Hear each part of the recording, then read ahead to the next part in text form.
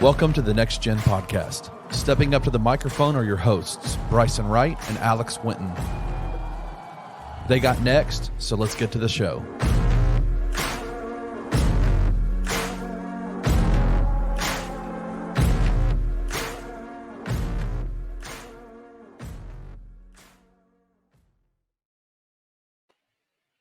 Hello and welcome into the Next Gen Podcast. As always, I'm your host, Bryson Wright, and I'm joined by my co-host, Alex Winton, here on the Bluff City Media Podcast Network. Hope everybody had a good Christmas season and a happy New Year. Took a little bit of a break for the holidays and everything like that, but ready to get back and talk about some more Grizzlies basketball. And we really got to start because over the last, let's say week or so, the Grizzlies have really been struggling. And it's really been on the offensive end that I feel like has been the number one issue. And I know Alex has a lot of stats to get to that we're going to get to in a second. But to me, I feel like they don't have an identity on offense. And I think that's the main issue. Whereas in the past, their identity was paint scoring, offensive rebounds, stuff like that.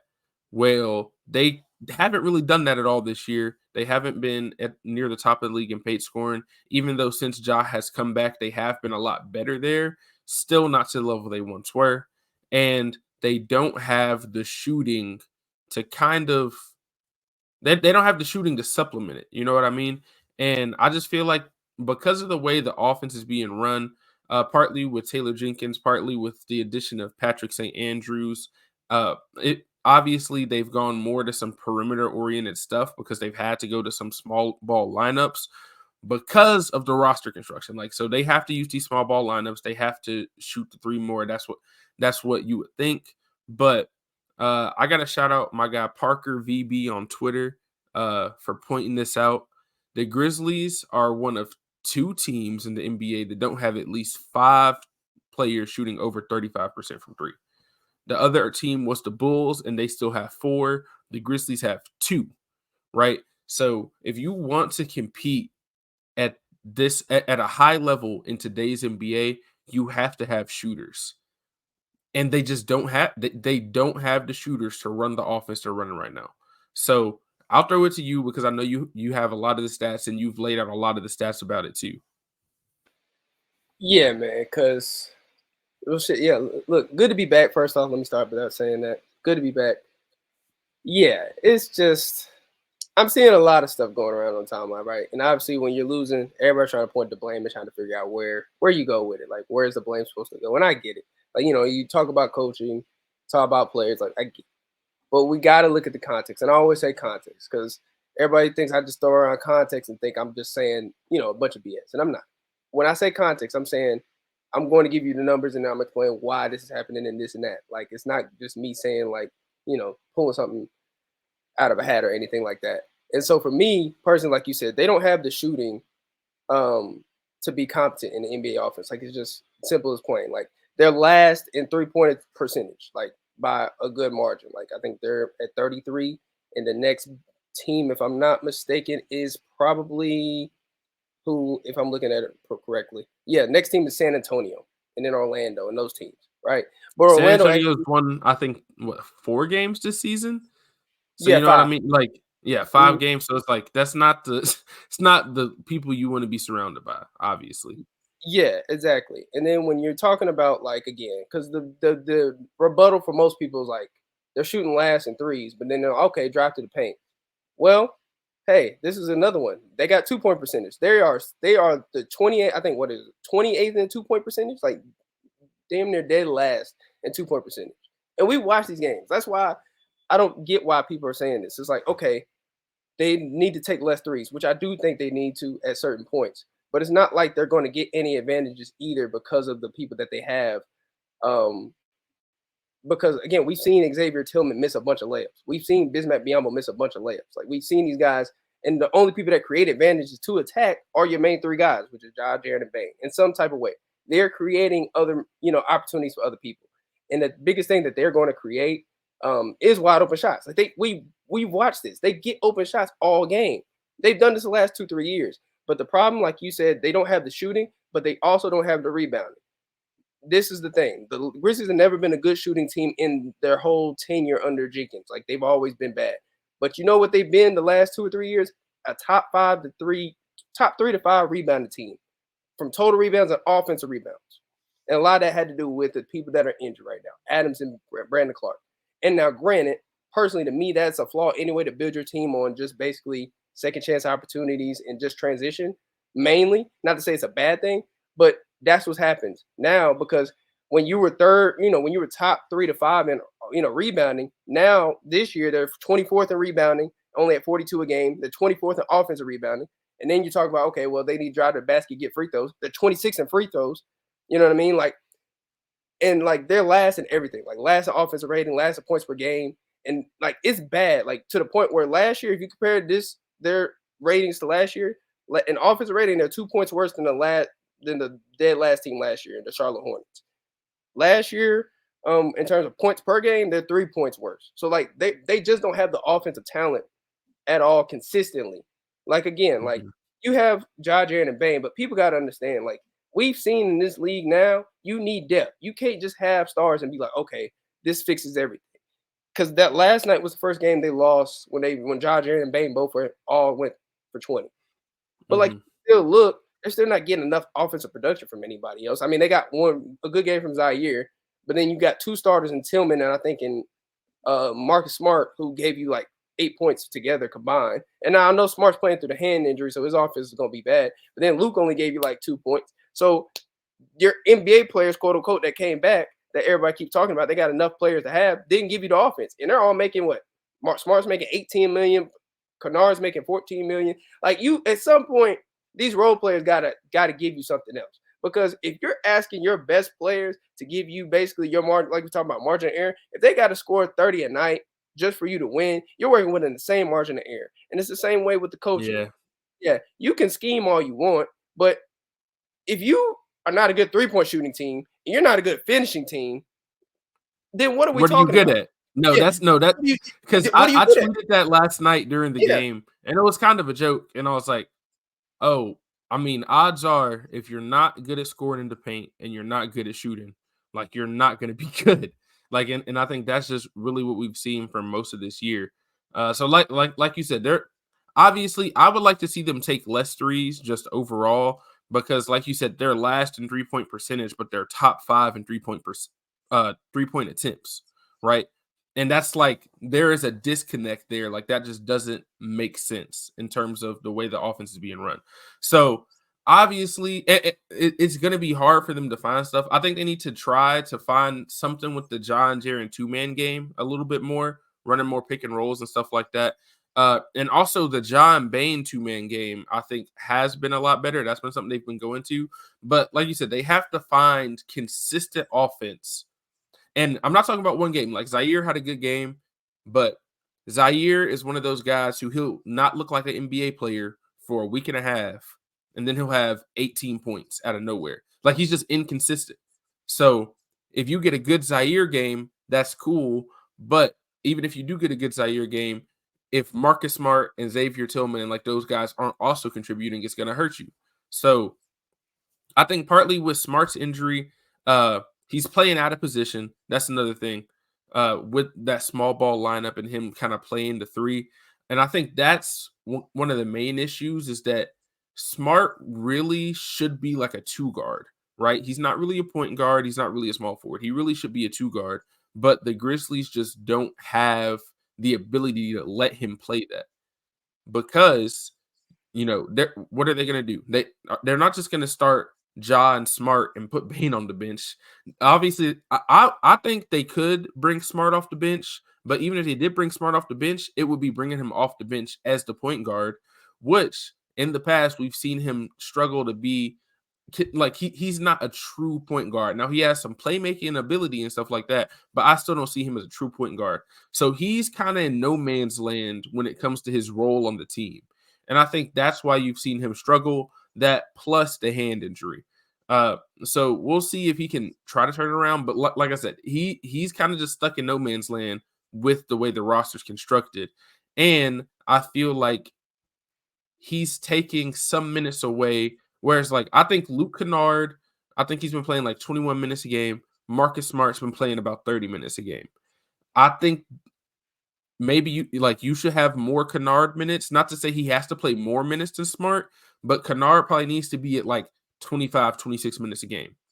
Just because you don't have the shooting. Like, he is one of the two guys that will actually provide spacing for guys like Ja. Because when you watch that Raptors game, there were times in that game where you have 4 players are all watching Ja. They are not worried. Like, you got Xavier Tillman in the corner. They're not going to worry about that. Even Zaire made some shots that game, but they're fine with leaving Zaire open. They're fine with leaving David Roddy open. They're fine with leaving Vince Williams Jr. open, even though Vince has been kind of streaky with his shot. Like, they are fine with leaving these people open because they're like, okay, I'm gonna sell out and we're gonna build the wall to stop Ja because I don't believe that you can beat us from behind the arc. And even though in that Raptors game they made more threes than the Raptors, but they also took 20 more attempts, right? So that, like, other teams are fine with playing the numbers when it comes to the Grizzlies because they don't have the consistent shooting that they need offensively. So I think that's why, even with Ja, and that's why we've been saying, like, Ja coming back was going to make the games a lot better, right? And you're going to be in more games. You're definitely going to win more games. But just bringing Ja back was never going to fix everything, right? There are still some other fundamental issues in terms of roster construction, the way the offense is being run, and I still have some issues with the way the rotations have been going too. I think that Vince Williams Jr. should be playing more than he has been. I think he proved that. He's not going to help you as much when it comes to, like, offensively, but on the defensive end, the way that he's played and created like fast break opportunities with his steals and blocks and stuff like that. His offensive rebounding has been huge. So I think a guy like that should probably be playing a lot more than he is now. Kind of since Smart came back, he's kind of had to take a back seat. Whereas I get it, Marcus Smart, defense player of the year guy and all that in the past, but you have to look at how the team has looked this season with Vince on the floor compared to, Zaire, Smart, like these other guys. And I think he should be prioritized in terms of, like, even if you do bring Marcus Smart off the bench and you start Vince Williams, that doesn't mean that you can't close the game with Smart if you feel like that's a better matchup by the end of the game. So I think that's a big thing, is trying to figure out how the rotation is going to look now that everybody's back and they finally have all these people healthy, and figuring out where guys like Marcus Smart, Vince Williams, Luke Kennard, like, what lineups do you want to run? Like, who do you want on the floor together? And I think that's a big issue, is that sometimes you just have too many non-offensive players on the floor at the same time. But it's also not like they have Klay Thompson that's sitting on the bench or something. Like, I think that's the main issue. It's like you have these guys, and it's like, okay, they don't have enough offense, but it's not like you can just go to the bench. Like, you look up, like, who's sitting on the bench, where is it going to come from? And I think that's the main issue. So I still think it comes down to, like, a roster construction issue. And then secondly, it comes down to, like, coaching, offensive play calling, half court offense, which has been an issue since Taylor Jenkins got there. Like, the Grizzlies have not been they've never been a good half court offense team. And I think that's kind of what got exposed against the Lakers last year, is what got exposed against the Warriors in 2022. It's I'm not gonna blame the Jazz series on that. They were young. That was their first time. That was a different thing. But, like, the times where they have lost in the playoffs, it has been because they don't have the half court offense and they don't have the shooting. And they haven't done enough to fix that since either. And I think that's just what you've seen. I mean, so far this season. I mean, and it's gonna be tough because, like I keep saying, like, do they possibly have a chance if they string some games together? Yeah, but it's going to be tough for them to make anything out of this season at this point. When you look at the way the standings are and you look at the teams that are ahead of them, there's maybe one or two teams that you can see falling. Like, I know people talk about they're playing the Lakers coming up, and the Lakers have been kind of falling down, so they might fall out of the top 10. But the Clippers have turned it around. Even the Jazz have looked a lot better. The Rockets have been better. So it's like these are teams that already have 5 or 6 game lead on you. and you're still struggling to win against teams like the Raptors that are under 500 in the East. Obviously, they just made a trade. It might be a little bit better going forward, but this is a team that came in under 500. You're at home, and at one point in the game, you're basically down by 20 points. Now, and I just think that's the issue. And it's just like, and there's no reason for them to be as bad at home as they have been. It's actually getting kind of ridiculous. Yeah, it's embarrassing how bad they are at home. And again, to what's your point, it all goes back to the thing. And we'll get into obviously the blame stuff later, a little bit later in a bit. But like it all goes back to roster construction. You said half court offense has been bad, and now granted, I'm gonna give like again. People think I like Jenkins in the sense like I think he's the future coach. It's not what I'm saying. I say he could be, he might not be. But my point is you got to give a person a chance in terms of the context given. If you don't have talent, trumps all. And again, I'm not a dude that I never played no basketball, no high level. Played in high school. I coached for a year, assistant coach. With some high school age kids. But I know a lot of players, people that play overseas. I know a lot of coaches. Personally in my life, people I know, like I know a lot of people. Like I've been around the game for a while. And you gotta have talent. And like it's the same thing. And again, for me, with Jenkins, my problem, a lot of it was the process and in the sense of how the offense was run. You're not running it through your best players. That was really my biggest thing in terms of the offensive tweaks he could have had. And I felt like they've done that this year, even though the result, and again, people gonna probably push back on that because we don't have the results. But a lot of it is Ja, Jaren, Bane actions. And again, like you said, they need more actions. Like they need more Ja, Jaren two-man game. But a lot of the time you see Ja, Jaren, and Bane have the ball. Like they make more. And I remember them talking about it after that Pelicans game. Like they like he has plays for all of them. Like to run it. If they see this, they can run that. So they got stuff. But again, you got to execute. Like players got to make plays. And so everybody talks about a half-court offense. Yeah, it hasn't been good. Because they haven't had shot makers ever. Like they've never been a good shooting team. So it's hard to have half-court offense when you're built on transition offense and second chance points. And there's not as many possessions in the playoffs because teams are going to rebound just as better as you or just as good as you, close to it. Teams are going to shoot better than you because you don't have the shooting. And teams are going to get back in deep, back because, they're going to limit transition. So yeah, you're not going to be a good half-court team because you just don't have the shot making. Like they've never had the shot making. They barely hit, like you talking about. Shout out to Parker VB. He put the stat up. They only got 2 people that are shooting league average. Well, now Santi, I think he's at 35. Okay, so that makes it 3. And that was because of last night. Everybody else has like 5 to 6. The Pelicans have 11 guys shooting over 35% from 3. I think the Thunder, if I'm not mistaken, have like 10 guys.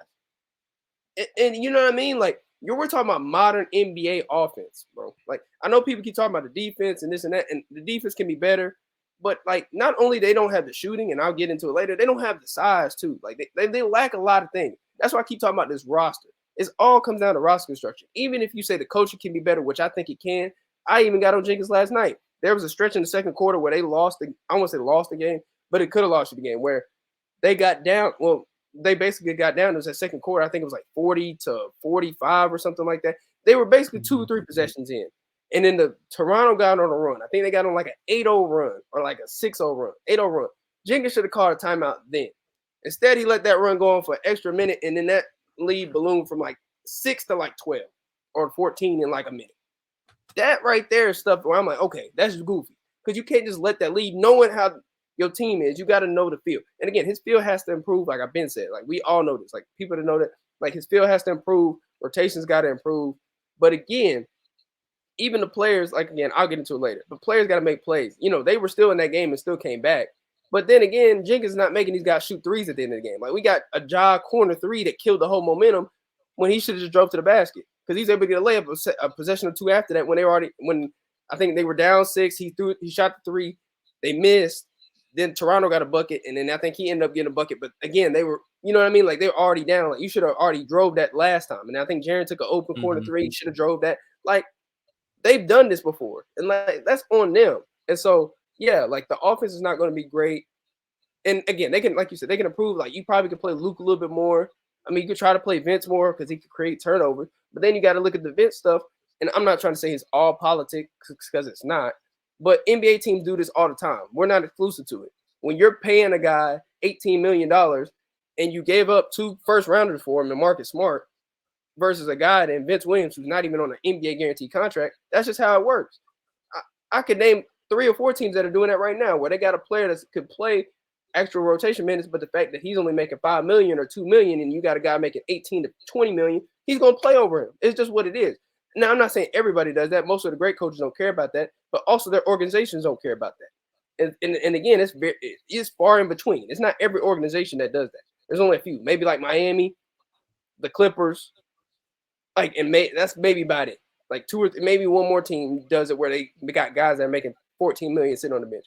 But so I could see that tweak, but again, you're basically working with small margins. You don't have, because and this is my last point. You don't have enough consistency, because people keep talking about the rotations and him changing up the rotations. That's how bad this roster is, to the point where he has to keep doing this and trying to find something that sticks, because there hasn't been anybody that can be consistent enough to have to be competent enough to be like, hey, I can keep you in a rotation, outside of maybe Vince Williams. That's the only person. Vince Williams, Luke, Santi. Those are the 3 people I can name off the bench, right?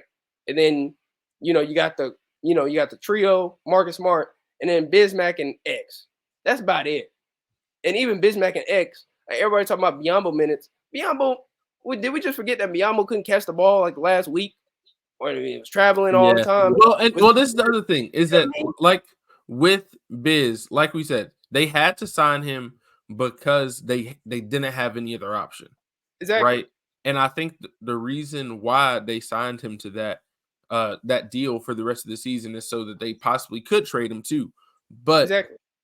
At this point in the season, when he just hasn't been playing at the level they need him to play, he's been missing too many easy buckets, hook shots, can't catch the ball, all that. So that's definitely an issue, which we're going to get to it later about who are some possible, I think the number one thing they need that will help them both offensively, defensively, all that, is they need a true lob threat rebounding center, or just a center that can consistently catch the ball and finish off of these passes, where Biz, it just feels like he hesitates too much, right? And I'm not saying it's all Bismack Biyombo's fault either. This is a dude that he was not on an NBA roster at the beginning of the season, and you signed him, and you're asking him to now be a starting center, right? That's tough. But that's what I'm saying. You have to have somebody better than that, or you're going to see these offensive woes kind of continue. But I didn't want to move on, because I wanted to get to this, because I know you always talk about it. So we had to give an entire topic this week about Alex's blame pies, man. And I'm going to talk about my blame pies too as well. But you're the one to put me onto this, so had to go ahead and get this segment out the way. Like we said, the first issue comes down to roster construction for me, right? It's roster construction and just missing on draft picks. They missed on too many draft picks at once. The 2022 draft set them back, because the best player you drafted in that draft class was the last dude you drafted in the second round. You could argue the second best player from that class, who is not on the team anymore because of other stuff. And it was always going to be hard for Kenneth Lofton Jr. to play at an NBA level. But if you're just talking about skill level and ability to score the basketball, he might be the best. He might be the best one you had. And he was undrafted, right? Jake LaRavia is not an NBA player. He's playing in the G League, whatever. He's inconsistent in the G League, right? That's a dude that you traded up for. David Roddy is a dude who doesn't necessarily have a true position in the NBA.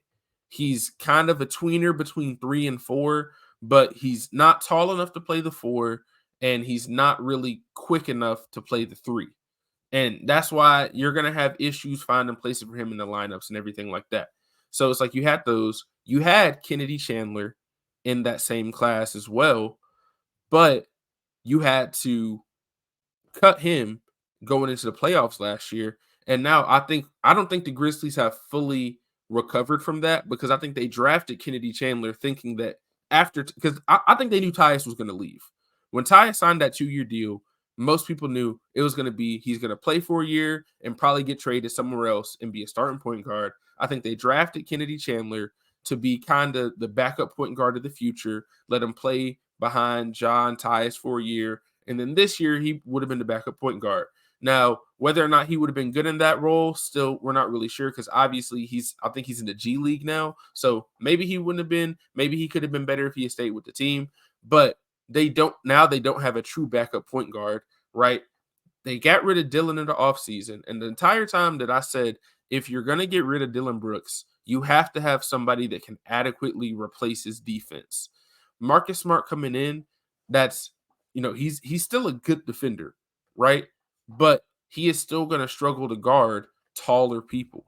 And I think that's been the main thing. It's like he just doesn't have the length. Now he has the wingspan, but he doesn't have the height. So I think that was also going to be an issue.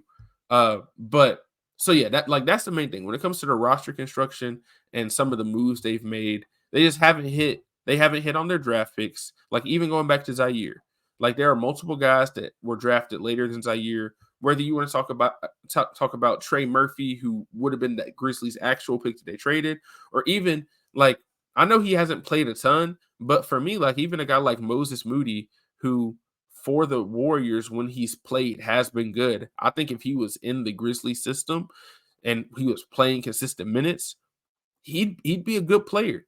Because I mean, I'm not saying I watch all of their games, but from the Warriors fans that I've talked to, they say that they all think he should be playing more minutes than he is, right? And some people are even saying he should be playing over the guys in their core. So, like, it's just they missed on too many draft picks at once, and they bet on that youth to take them to the next level and to be the bench.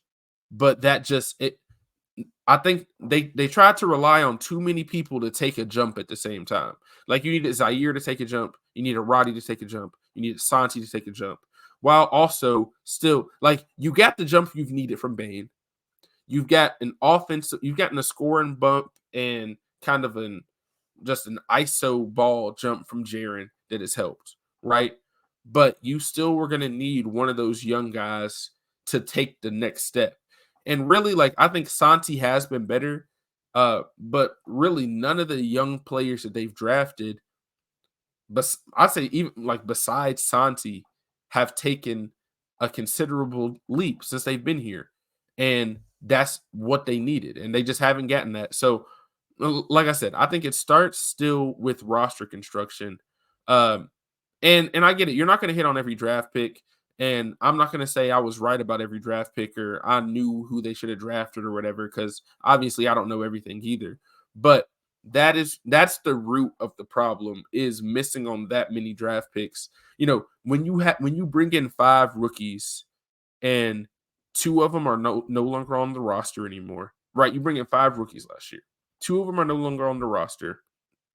And then the dude you drafted in the second round is the only one that's really in the rotation consistently, right? That's an issue. Yeah. Yeah.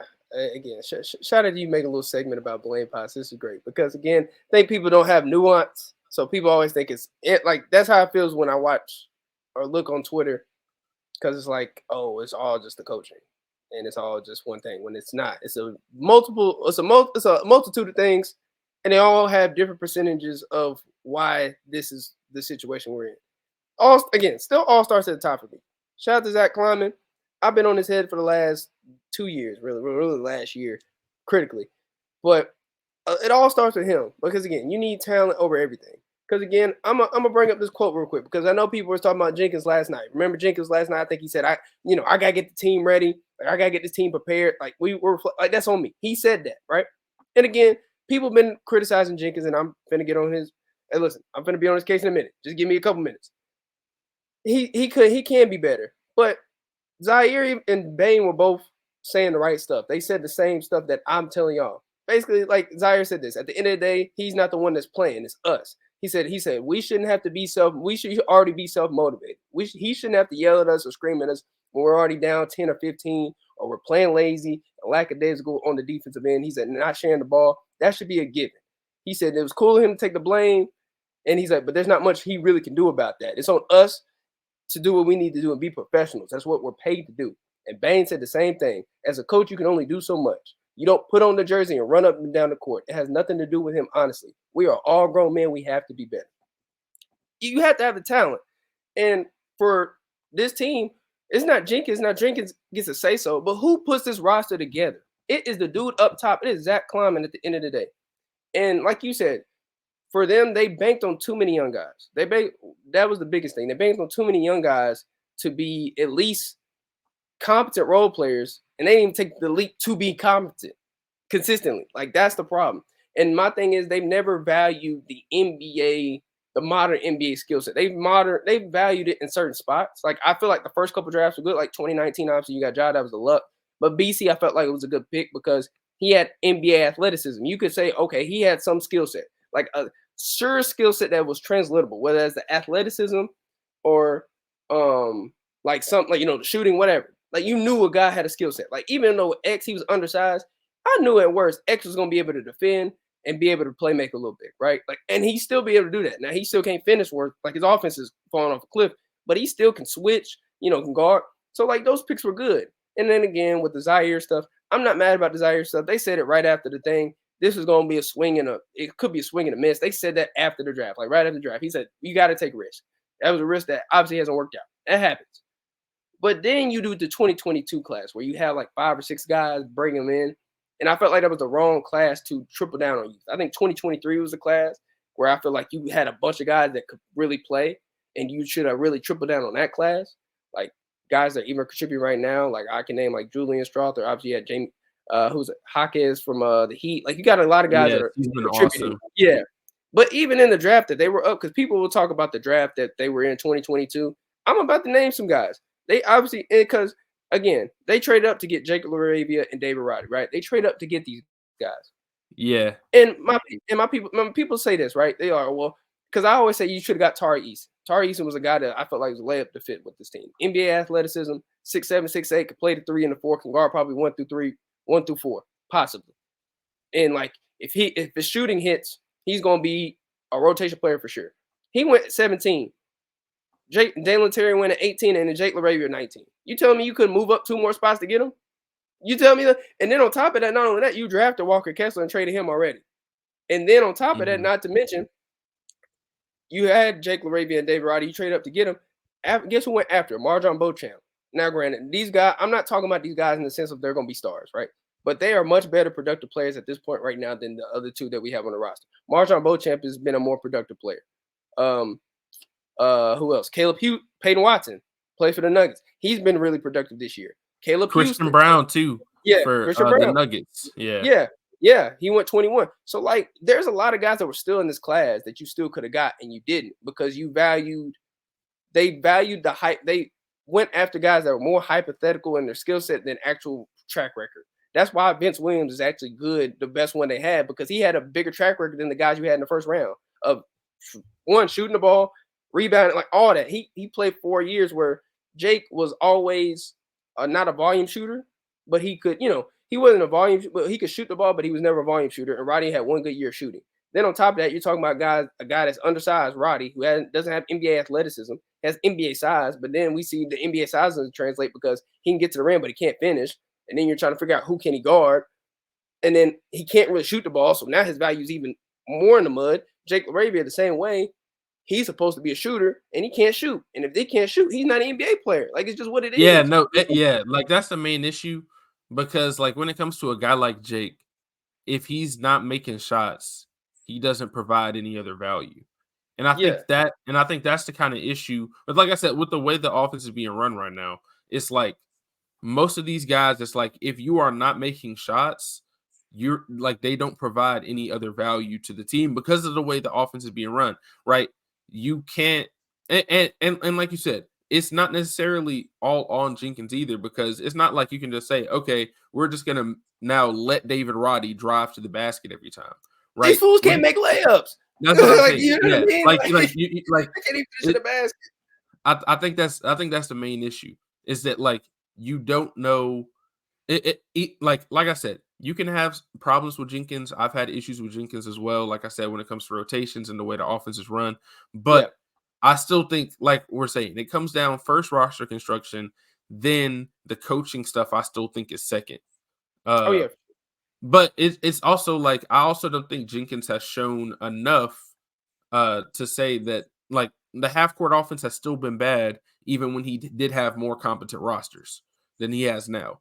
Like even 2 years ago when they were number 2 in the West, they still struggled in the half court, right? So I mean, maybe you could say it would be interesting to see if they still had some of those guys like a DeAnthony Melton or Kyle Anderson, Brandon Clark and Steven Adams are healthy. Maybe then that plus the jump of Ja and Bane and Jaren, half court offense could have been better. But it's just like we never have seen that, regardless of what the roster looks like. So yeah, they're gonna have to make some changes. And honestly, most of the changes for me, any trade that you make, I would not make a trade. The goal should not be to make the play in this year. Like any trade, like obviously you want to make the play in, and that's a big thing. But any trade that you make needs to be not only for this year, but so that next year you can start out with a fresh start with just a better roster construction. So there's a couple guys that we could talk about getting into that too. But I still think just with the roster they have now, it's going to be hard for them to figure that out. And then it's like, I don't think that we're going to see a deal at least until the end of January, if not closer to the trade deadline, because Bismack Biyombo cannot be included in the deal until at least January 31st. I know this because I've been in the trade machine for so many days, man. I've spent too much time on the trade machine in the last week, and it keeps popping up. Well, you can't trade him yet. So on January 31st, I'm gonna go back in there and we're gonna come on here and we're gonna have all the trades you could think of. But I did want to get to some realistic trade targets and kind of like who, like not just like who are the people, but like what positions do they need the most. I will say, obviously, coming out of last year, I think the wing position was the number one issue because you lose Dylan Brooks, you don't get anybody back, right? If you can but now with the addition of Marcus Smart and they gave up 2 first-round picks for him, I have now whether or not you think Marcus Smart should be traded, that's a different story. But I think it's highly unlikely that he's going to be included in the deal since I don't even think he's played 20 games with the Grizz yet. Like he hasn't even played 20 games as a Grizzly yet, I don't think. Because he played the first 6, then he missed like 5 weeks. I think he's played like 4 or 5. He might not even be in double. He's at 17. 17, like I said. So he hasn't even played 20 games yet. And I don't think they're going to move on from him that fast. So I think the first thing that they should do, the number one thing they need to focus on is getting a true center. Whether that's like somebody, like I said earlier, that can be a lob threat, can be a good screen setter. Basically, somebody that can do the stuff that Steven Adams was doing. Now, obviously, it's going to be hard for them to get somebody on the level of Steven Adams that does it at the level that he was doing it. But you got to find somebody that can do it better than Bismack Biyombo can, right? Like that's the number one thing. A couple people that I wanted to talk about. I know that you're big on Wendell Carter Jr. too. I would love to see Wendell Carter Jr. Twin as a Grizzly. Yeah, Alex's twin, man. Looks just like Alex for real. Twin. But Daniel Gafford in Washington, because I think they could blow it up. Andre Drummond. I know he's getting older, but if you're talking about a dude that's just going to go out there, I think over the last like 4 or 5 games, he's averaging like 20 rebounds a game, bro. He's going to go out there. He's going to get 20 boards, and he can make layups and dunks. And that's all you need, right? And I'm sure he sets screens, all of that. So if you can get a guy like that, and then I'll also mention, I think this one's probably less likely now because Mitchell Robinson got hurt, but Isaiah Hartenstein in New York, I think that he's a guy that they could look at because he's a dude that's he's not gonna play outside of his role. He's gonna go out there, he's gonna rebound the ball and pass it to Ja. He's gonna rebound the ball, pass it to Bank. Like he's not a dude that is going out there trying to score 20 a game. He knows what his role is, and he's also added. Now, not to say that I want him out there shooting threes, but he's added the corner 3 to his game. I saw a clip. Shout out IQ for 3, probably the best Knicks fan I follow. posted a video of all his corner threes he's been making. Now we don't want him shooting that much, but Bismack Biyombo's not doing that. From the corner, from the mid range, none of that, right? Xavier Tillman ain't doing that. That's what I'm saying. So that's what I'm saying. Even if you have a dude who can hit just the corner three semi-consistently, it would open up the offense so much. I think it's going to be harder to get him now because Mitchell Robinson is out. I think before that it would have been easier.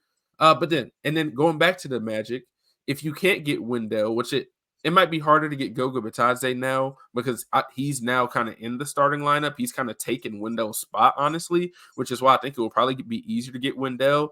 But that is another dude that I think could be a realistic trade target right now. And I think that's the main thing because I see people, whether it's on social media or on other stuff, oh, well, the Grizzlies got to trade for Macau, right? They tried to trade for Macau. They tried to sell the farm for Macau, and they didn't take it.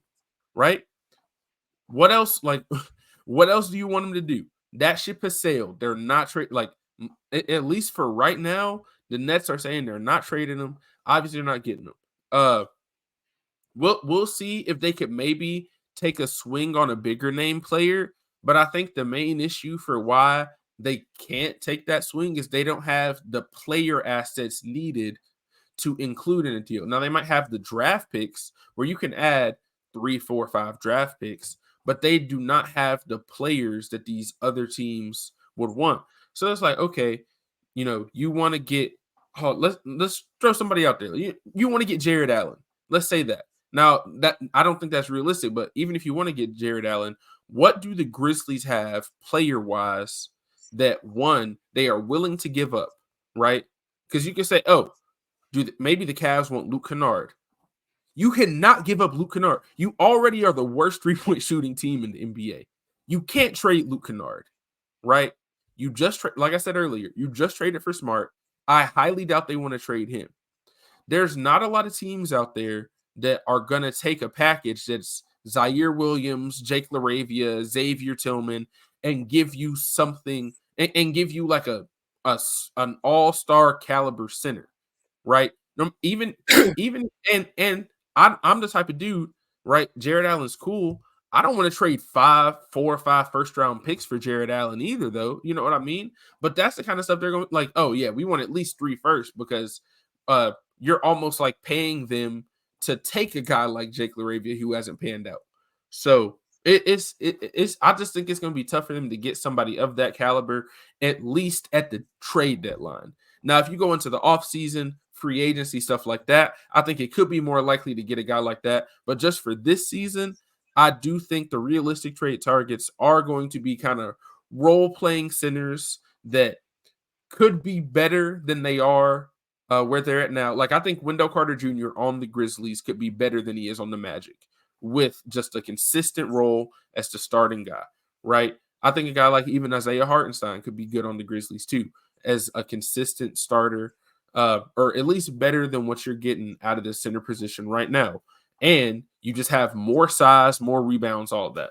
So, yeah, I know that was a lot, but I think that's the main thing is if they can find a trade for a center for this season, and then maybe it's not the guy you ultimately need, or maybe it's a guy that you can get at the trade deadline this year that you can then flip again. But it's like you have to have players that other teams would actually want.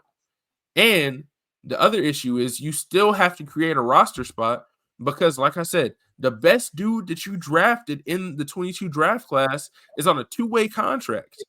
So he can only play 50 games. And as of right now, Vince Williams Jr. would not be able to play in like the postseason if the Grizzlies make it. Now, I know that's far down the line and it's going to be hard for them to make it there. But it's like, dude, if the Grizzlies do somehow turn it around, you are going to have Vince Williams Jr. on a full-time contract. So I think it would make more sense for them to have a trade where they might give up 2 or 3 guys and only get 1 guy back.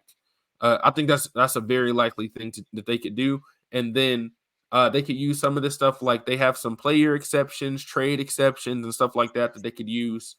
But yeah, that's the gist of it. I know you have some other players too that you wanted to talk about as well. Yeah, and see, this is why, again, to go back to the blame piles real quick, that's why roster construction, the GM is at 1. I mean, again, I'll probably put Ja at 2 just because of suspension. You're probably not this bad, but you're only probably close to the 500. I probably put Jenkins 3, then the rest of the players 4. That's probably how I'd go. But that's why I say this is 1, because it all starts with the roster construction, like you said, for the reasons you listed. They have to understand now where they at. They gambled, and that's fine. You're going to gamble. You're going to gamble wrong. Now it's about adjusting your plans, because you let stuff go by the wayside. You didn't use your MLE the last couple of years, mid-level exception, to sign some guys that maybe could have been better for you. And you have a lot of guys that are back-end rotation guys, like you said. We already talked about too many rotation guys. So now when it comes to trading them and making spots and getting better players, you're going to have to give up draft capital. And I'm not saying you're going to have to give up 7 picks, but you're probably going to have to give up 2 firsts, because the reality of the situation is, with the new CBA, for the most part, I mean, you're going to have Ja, Jaren, and Bane, obviously. But like role players, like you're going to have to be very peculiar about which role players you got. And you already got a lot of it tied up to a lot of small guards. Now, I'm not saying they're going to trade smart. They're not going to do that trade deadline. Like you said, a lot of stuff in terms of trade deadline, they're not going to do. Their focus probably is going to be on like a center somehow, some way, where they can package a couple guys to get a center, and then that open up a spot, and then you sign Vince. Like, I think that's probably the way. But yeah, they got to figure it out, because again, it's like that. Because then again, with the roster, they don't have enough shooting. And the reason why it was covered up the last couple of years is because of rebounding bigs or actual bigs with size. That's another thing. They need a lob threat, but they really just need a big who's actually a big man. Like, they got a 6'8" big. Bismack's 6'8" and can't catch.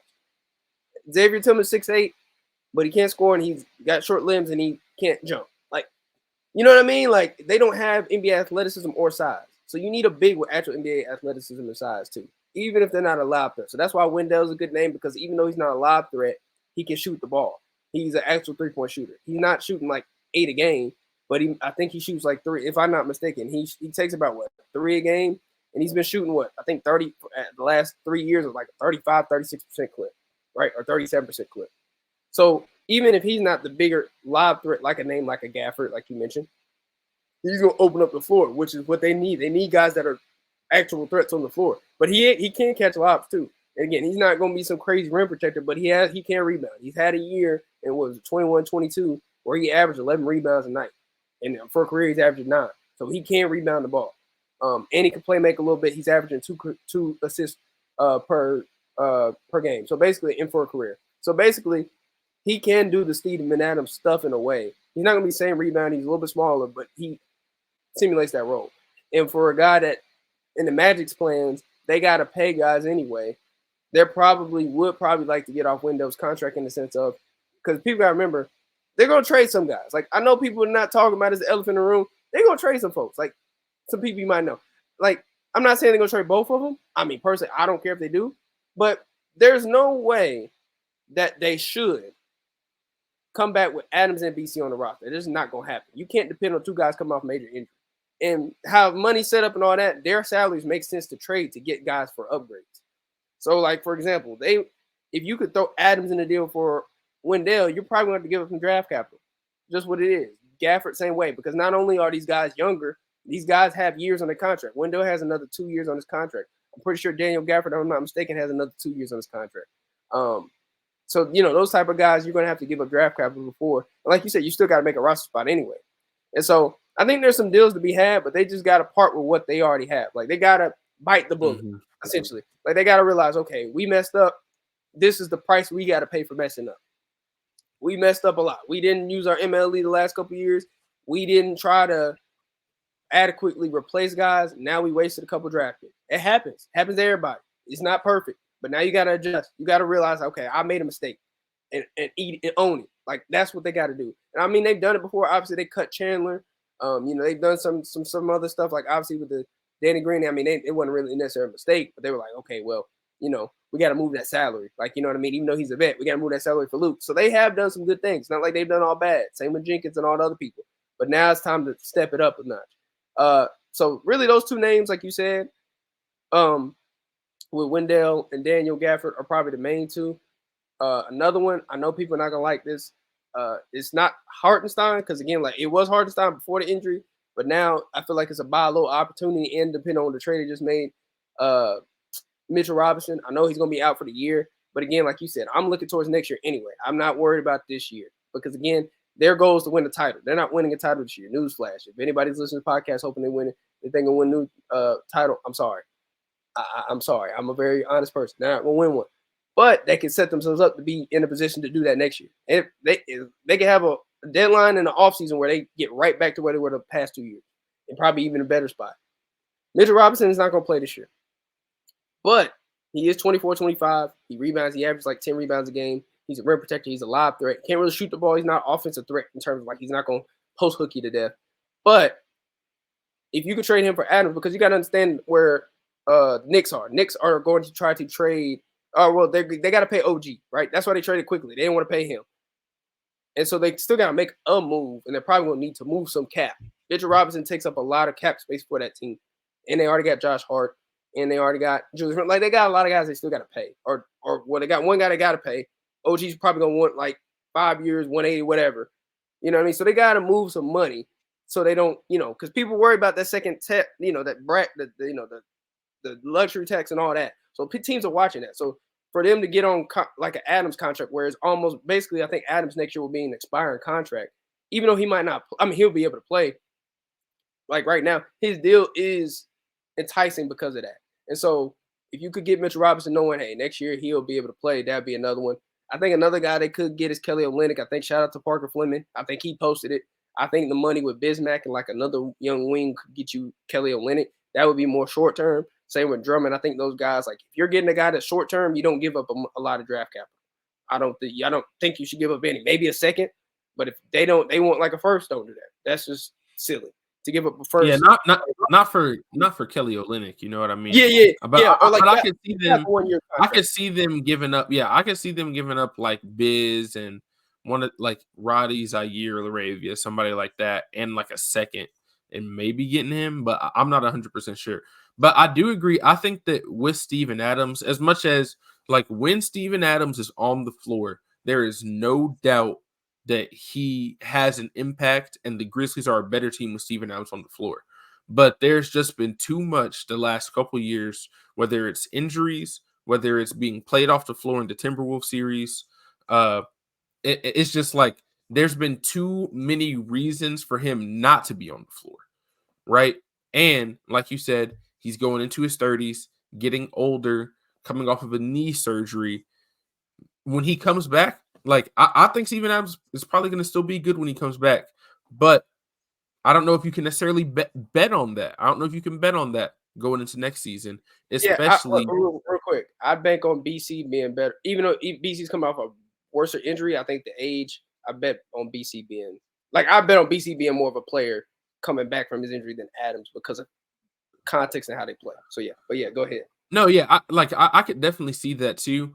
The only thing I could say is I know Steven Adams, even when he still was injured in the preseason, actually didn't look horrible. But, that was before he had the surgery and everything like that. He's going to have to go through a lot of rehab. But, he's one of the strongest players in the NBA. I think that when he comes back, he's still going to be like, I think he could still be a valuable asset. And I think other teams could still see that as something where, especially if it's a team that they're not necessarily trying to, like I said, like the team like the Wizards. If you want to throw Steven Adams in there and you end up getting a guy like Daniel Gafford back, like I don't think that's a bad deal for either team necessarily, because the Wizards aren't trying to win games this year either. Anyway, you can also package a pick, which is something that, rebuilding teams are really looking for. So as much as I think Steven Adams does have value and all that, I still think that moving on from him would not be the end of the world, especially if you get another true, like a younger center back in return. So I think that'll be the main thing, is to see what they really decide to do with his contract, because like you said, he's making $12 million. So that's something that you could package with, other things and actually get some value back. Whereas when you're looking at like the younger guys on the team, like I said, not many people are looking for a David Roddy or a Jake LaRavia or a Zaire Williams, but those are all guys that are also making under $5 million a year. So you have to package probably 3 of them just to get like a mid-level exception guy back. You know what I mean? Just to make the money work. So I think that's why when it comes to like Steven Adams, he's probably going to have to be used in a deal that they make, especially if they're getting another center or another big man in return. Yeah, I mean, this is the nature of the business. It's not me hating on Adams or anybody. It's the nature of the business, how these things work. Like, it could be BC too. And again, I don't think anybody's, again, this is what it is. I'm going to let y'all all know. I keep saying, I'm going to continue to say it. If it ain't Job, Jaren, or Bane, anybody can go. And it's going to be interchangeable in and out the door. Like, that's what it's going to be. That's how all championship teams have been the last 10 years and even longer. Same with the Nuggets. Nuggets have only had 3 or 4 players for the last 5-7 years consistently. Who was it? Jokic, Jamal Murray, MPJ, and then Aaron Gordon for like 3 or 4 years. But it's really Jokic, Murray, MPJ, and Murray. But they've been there for 3 or 4 years. Everybody else has been interchangeable. Maybe KCP, but he got there last year, right? Same with the Bucks before they traded for Dame. You had Giannis, Drew Holiday, and Chris Middleton. Warriors, same with Steph, Clay, Dre. Like, and maybe like occasional Iguodala and Livingston. But like, you just don't have many cores. Everybody else is interchangeable. So yeah, that's just the price they're gonna have to pay to get these deals and upgrades up. And I mean, again, it's possible. It's not like they can't do this. Like, because again, we've seen this front office do good things because they could easily find a deal. Now, granted, they got to be willing to do the deal. That's why I think some of this stuff, I feel like a short-term move will happen sooner at the deadline versus a long-term move because I don't think teams are going to be willing to do long-term moves at the deadline. Not saying that some won't, but just the teams that you're trying to work with, they won't do anything. Like, I hope, I would like to get Gafford, but I think Gafford's more of a after the Washington Wizards basically get their draft pick in the offseason, and they'd be like, okay, let's get a guy like Alex Sarr who could be the center of the future. We get off Gafford's money then versus get off his money now when there's really no reason to do it, especially when his value could be higher in the trade or at the in the offseason. Like stuff like that. Teams might wait. So I could see a short-term move. That's why I could see a name like Olynyk, maybe Drummond, and then you open up a spot to get Vince in the rotation. Like those are the things I really see. Because again, deadline moves, it's hard to find long-term pieces at the deadline. I know people want to have, for that to admit, because everybody's like, why are the Grizzlies not making a trade now? Well, yeah, because teams don't make trades right now. I mean, they are. Like, we seen the Knicks just do it with the Raptors, but that was like the one trade that had to happen, right? Like, I can't name like 2 or 3 other trades that have happened yet because they're going to wait close to the deadline for reasons as to, like with Bismack, you got to wait a certain day to trade his money. And he's not the only player. There's a couple teams that probably got to wait on certain players to get, you got exceptions and all this other stuff that you got to wait on. So it's like, you like, and again, nobody's trying to save the Grizzlies. They got to save themselves. Like they put themselves in the situation. Every single one person in this situation put themselves in this predicament. Like the GM, the coach, the players, Job, Jaren, Bane, everybody got to be better. So until they can do stuff, they got to get themselves out of this. But really, again, it all starts at the top, which is why we keep talking. I know we talked about the GM for the last hour, but like that's literally where it starts. If the top of your organization ain't in line or setting the tone, everything else is not going to be, right. Like that's just what it is in every organization. So yeah, that's why they got to figure out a deal if they can find it. I mean, that's the one thing they're going to have to convert Vince, even if it's just to convert Vince. That's what they're going to have to do because clearly, even if he's not playing as many minutes, he's clearly better than what the back half of your roster. And so with said, you got to be able to figure that out. So for me personally, that's really the thing. Like, for the back half of the roster, like that's just what it is. They got to figure out a deal for Vince, get a big in there that can actually either shoot the ball or is a rim threat and has NBA size. And I think you go from there. The wings is going to be hard to get. We didn't name no wings. It's going to be hard to kind of find some wings. Personally, I think it's just very hard because, you got teams that don't want to get up off them wings at the trade deadline. So at least like a wing that could be long-term, quote unquote, or at least for like 2 or 3 years. So that probably have to wait. But yeah, they got to figure out a big situation. Because again, like I just, you're just going to continue to struggle because you're not going to get like automatically shooting. Like you're not just going to have any more shooting. Like, I mean, you'll have guys that make shots. Like you said, you'll have occasional Zaire game, occasional Roddy game. occasional Vince game, whatever.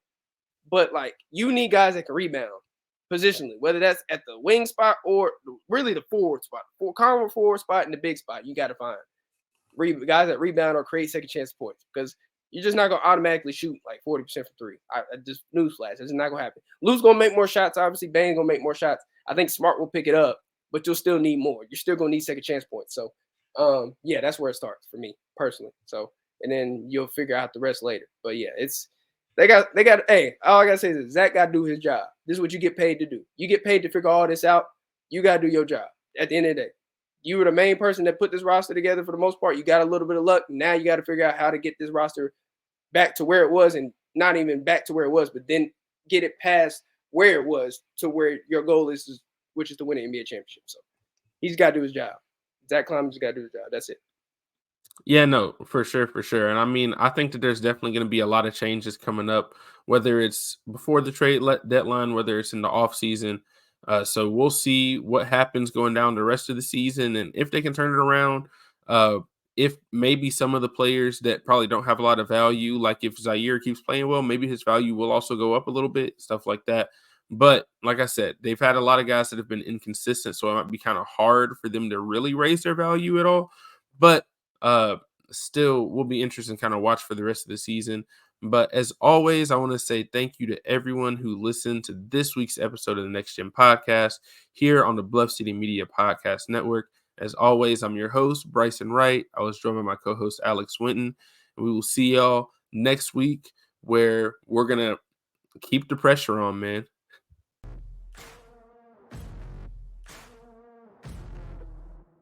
Thank you for listening to this episode of the Next Gen Podcast. If you enjoyed this episode, leave a like and a comment wherever you download your podcasts. Head over to www.bluffcitymedia.co, where you will find comprehensive coverage of all things Memphis sports and how you can become an insider. We'll see you back here next time.